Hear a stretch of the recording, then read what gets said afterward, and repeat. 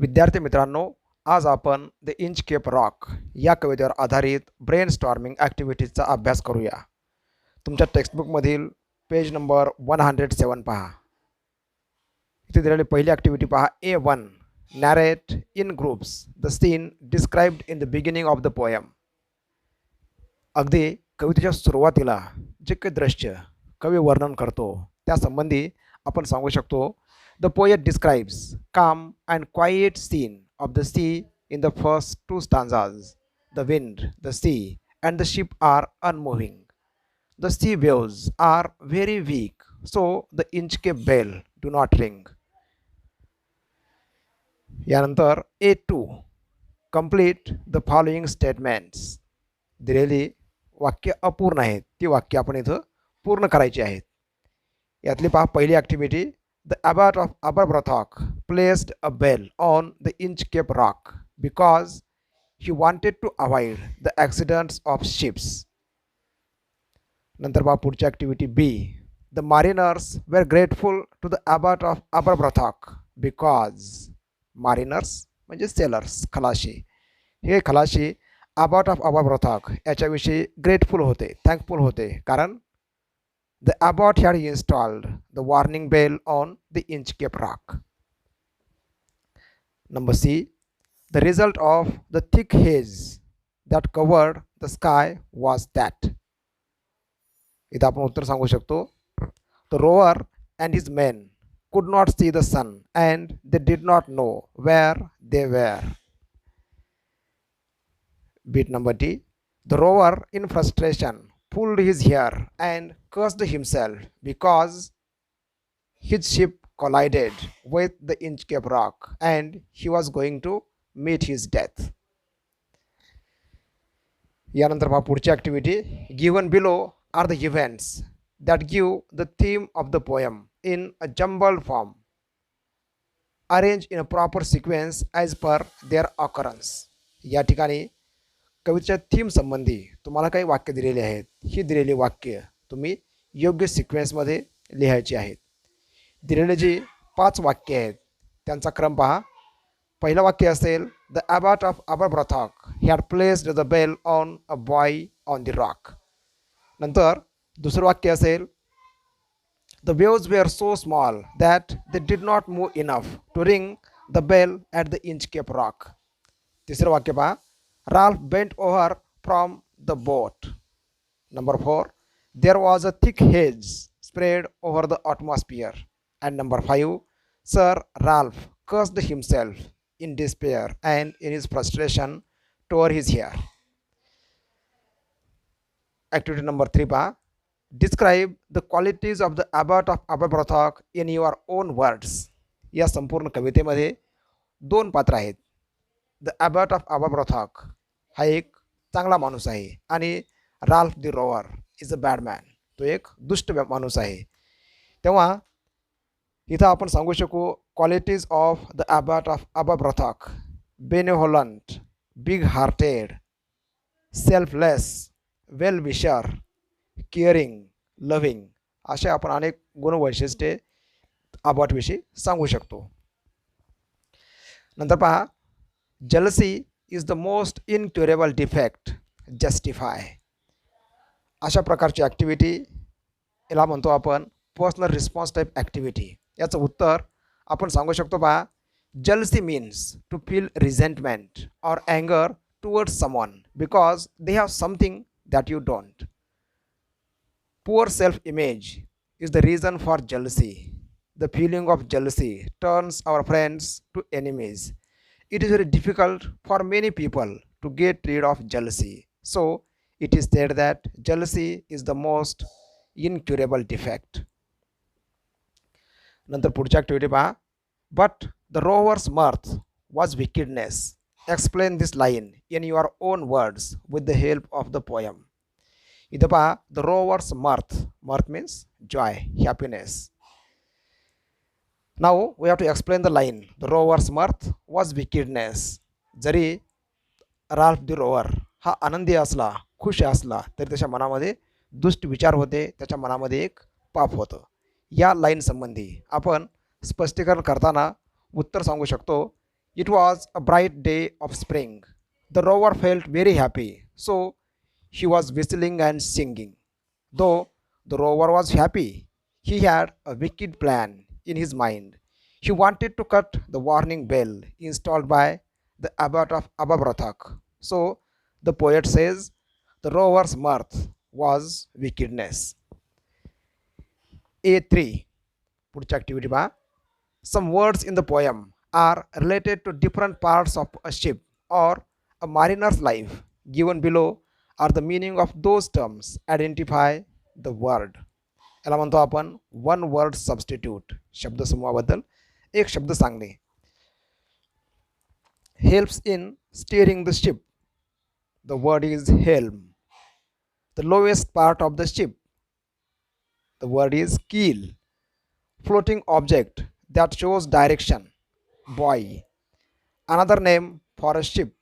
Vessel. Sinking sound. Answer is gurgling. यानंतर page number 108 पहा. या ठिकाणी A4 बॅलड संबंधी थोडक्यात माहिती दिलेली आहे. आपली संपूर्ण कविता म्हणजे एक बॅलड आहे हे आपण पाहिलेलंच आहे. A ballad is a song that tells a story.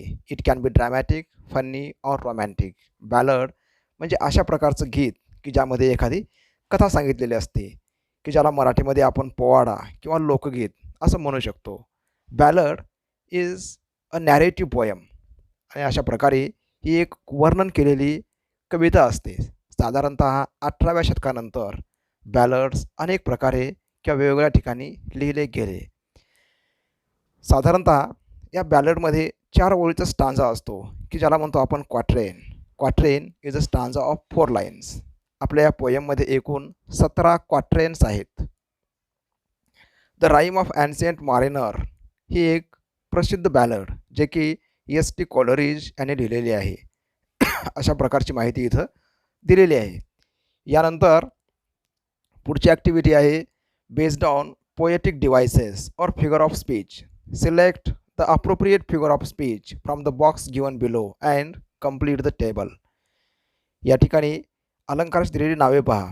Metaphor, alliteration, repetition, personification, inversion, simile, apostrophe, onomatopoeia. These are the list of poetic devices. यानंतर दिलेला टेबल पहा. या ठिकाणी 3 कॉलम्स आहेत. पहिल्या कॉलममध्ये एक्झाम्पल्स, दुसऱ्या कॉलममध्ये अलंकाराचे नाव आणि तिसऱ्या कॉलममध्ये स्पष्टीकरण लिहायचे आहे. Sir Ralph the rover tore his hair. या उदाहरणामध्ये पहा राल्फ द रोअर या ठिकाणी र हा साऊंड रिपीट झालेला आहे म्हणून इथं अलंकार आहे अलिट्रेशन. स्पष्टीकरण दिलेलं आहे पहा. The close repetition of a consonant sound at the beginning of words. Here sound r is repeated, so this is alliteration. No stir in the air, no stir in the sea. This is an example of repetition. इथं पहा जेव्हा एखादा शब्दसमूह किंवा शब्द repeat होतो तेव्हा अलंकार असतो रिपिटेशन आणि जेव्हा फक्त एखादा साऊंड रिपीट होतो तिथं अलंकार असतो अलिट्रेशन. या ठिकाणी ही उदाहरण आहे रिपिटेशनचं.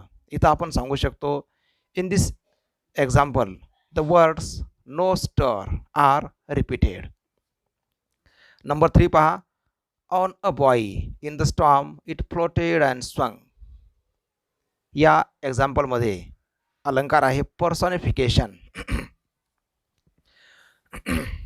पर्सॉनिफिकेशन म्हणजे lifeless objects are treated as human being किंवा म्हणतो आपण मानवी गुणवैशिष्ट्ये हे इतर घटकांना दिलेले असतात. या ठिकाणी the Inchcape bell means buoy is described as a person.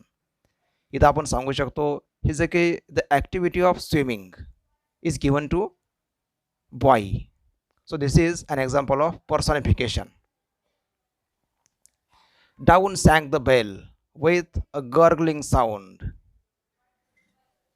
या ठिकाणी फिगर ऑफ स्पीच आहे ऑनोमॅटोपोइया. जेव्हा एखादा शब्द किंवा शब्दसमूह काहीतरी आवाज दाखवतो, आवाज दर्शवतो, इथं अलंकार असतो ऑनोमॅटोपोइया. इथं जो शब्द आहे गर्गलिंग यावरून आपल्याला बुडबुडबुड असा साऊंडचा बोध होतो. इथं आपण सांगू शकतो the word gurgling shows a sound. So this is an example of onomatopoeia. The devil below was ringing his knell. इथं अलंकार आहे metaphor. The Inchcape bell is indirectly compared to death bell, death knell. इथं आपण सांगू शकतो हा जो काही अलंकार आहे मेटाफर, या ठिकाणी इनडायरेक्ट म्हणजे अप्रत्यक्ष तुलना केलेली असते. यानंतर नंबर 6 पहा. The ship was as still as she could be. इथं अलंकार आहे simile.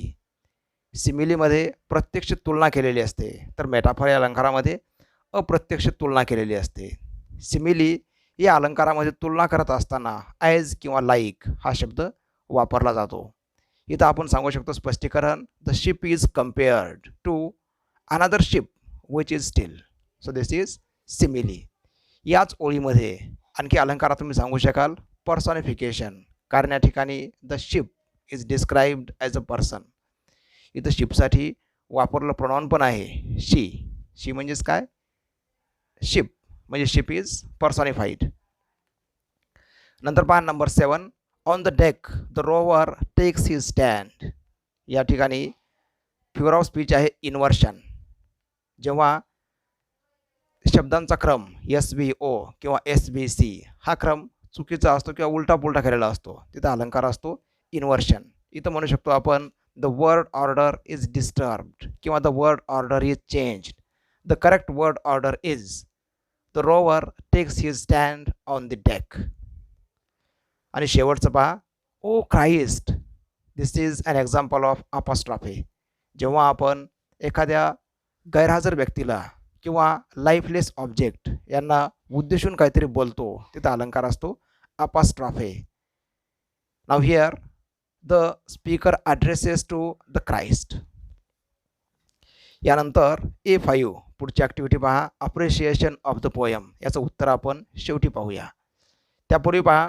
Compose 4 to 6 lines on sea. Poetic क्रिएशनवर आधारित ही ॲक्टिव्हिटी आहे. सी या थीमवरती तुम्ही 4-5 ओळी इथं लिहिणं अपेक्षित आहे. याचं एक नमुना उत्तर पहा. It is very joyful to see a sea. The sea is very beautiful. Enjoy ocean views and forget your worries. यानंतर पहा page number 109. Expand the ideas on your own on the following topics. या ठिकाणी दिलेले 4 topics आहेत. या टॉपिक्सवर आधारित तुम्ही कल्पना विस्तार केला पाहिजे. Expansion of idea. एक्झाममध्ये अशा प्रकारचा प्रश्न तुम्हाला 4 गुणांसाठी विचारला जातो. यातलं पहिलं पहा. Pride goes before a fall. गर्वाचे घर खाली या अर्थाची ही एक म्हण आहे. याचं उत्तर पहा. Pride goes before a fall. Excessive pride is a vice. VICE. Vice म्हणजे दुर्गुण.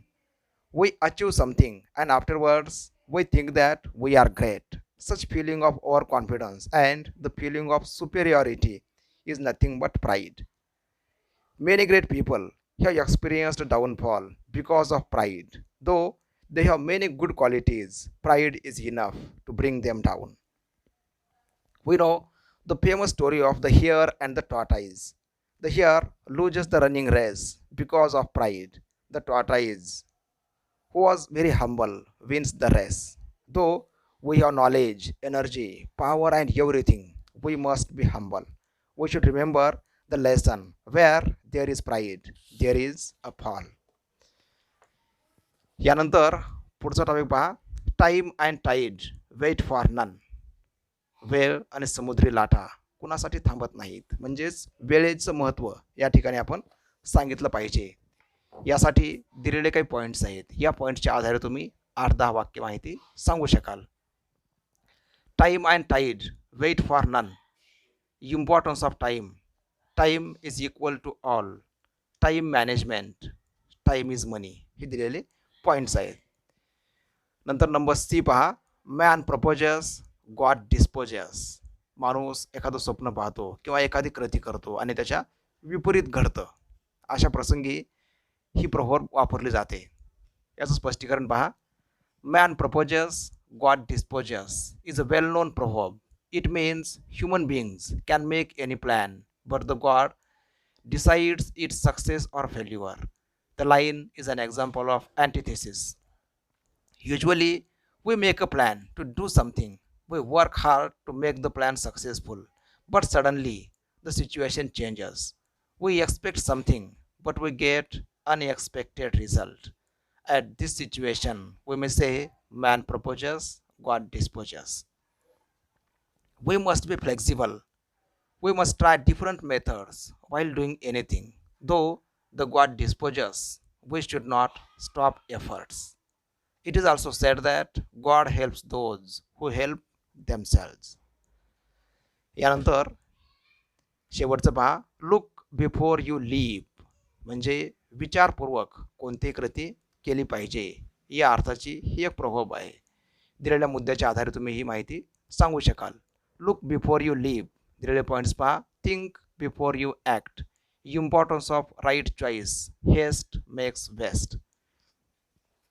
नंतर पहा पुढची activity.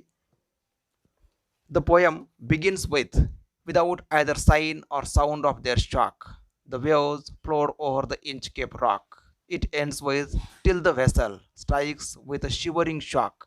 On the basis of these lines, explain the change in mood of the poem. पोयमच्या अगदी सुरुवातीला जो काही मूड आहे तो वेगळाच आहे. पोयमच्या शेवटी जो मूड आहे तो सुद्धा अगदी वेगळाच आहे. तेव्हा या संदर्भामध्ये आपण इथं माहिती सांगितली पाहिजे. नाव see the answer. At the beginning of the poem the weather is calm and quiet. On that lovely spring day, the mood of the Ralph was very jolly. Ralph the rower destroyed the abbot's good work. When he was returning, the sea became dreadful. There was the mood of confusion and fear. At last, the vessel or the ship strikes with the Inchcape Rock. The rower cursed himself. He had the feeling of despair. In this way, there is dramatic change in mood of the poem. Write an appreciation of the poem The Inchcape Rock. या ठिकाणी तुम्हाला काय दिलेले points असतात जसे की about the poem, poet and title, theme of the poem, language style, special features, message of the poem, your opinion about the poem. अशा मुद्द्याच्या आधारे इथं आपण पोएटिक अप्रिशिएशन लिहिणं अपेक्षित आहे. आता याचे उत्तर पहा. About the poem, poet and the title. The Inchcape rock is a long narrative poem of 17 stanzas written by Robert Southey. He was the poet laureate of England from 1813 to 1843. His poems are didactic in nature. The Inchcape Rock is also a poem with a moral lesson. The poem is an example of a ballad. The poet was inspired by the legendary story of a sea pirate who got punishment of his wrongdoings. The title of the poem shows the place where the story took place. The Inchcape Rock is a notorious sandstone reef about 11 miles off the east coast of Angus, Scotland. Second point, the theme. The poem The Inchcape Rock is didactic in nature. The theme of the poem is that those who do bad things will ultimately be punished. There is poetic justice in life. We learn the message, as you sow, so shall you reap. Evil digs a pit for others and falls into the same. Number 3, the language and poetic devices. Robert Southey used decorative language in this poem. The poem is an example of a ballad. There are 17 quatrains. This is a long narrative poem with the rhyme scheme AABB. Simile, metaphor, alliteration, antithesis, personification, onomatopoeia, such poetic devices make the poem more decorative. Next point, the story in brief. The abbot of Aberbrothock placed a bell on the Inchcape Rock to avoid the sea accidents and to guide the mariners. While traveling, the mariners would listen the Inchcape bell and they would understand that the location of the dangerous Inchcape Rock. They would bless the abbot for his good work. Sir Ralph the Rover was a sea pirate. One fine day, he spotted the Inchcape bell. Because of the feeling of jealousy, he cut the bell from the boy. He thought that now nobody will bless the abbot of Aberbrothock. The sea pirate, Sir Ralph the Rover, robbed many ships and became rich. One day, he decides to move towards the Scotland shore. While traveling to Scotland, the weather was not good. Sir Ralph and his crewmen were unable to see the land. Their ship collided to something and they understood that it is the Inchcape Rock. Sir Ralph blamed himself for his evil act of cutting off the Inchcape bell. He lost his life and his ship sank beneath the tide. Message and morals in the poem. The poem conveys a moral lesson through the story depicted in it. The wicked sea pirate, Sir Ralph the Rover, received the punishment because of his wrongdoings. He got poetic justice. As you sow, so shall you reap, is the moral lesson of the poem. नंतर पाच शेवटचा point my opinion about the poem I learned the poem and enjoyed it. This is a long narrative poem with rhyme scheme and rhythmic beauty. The poem has many poetic devices and attractive expressions. The poem taught me the lesson of giving up jealousy.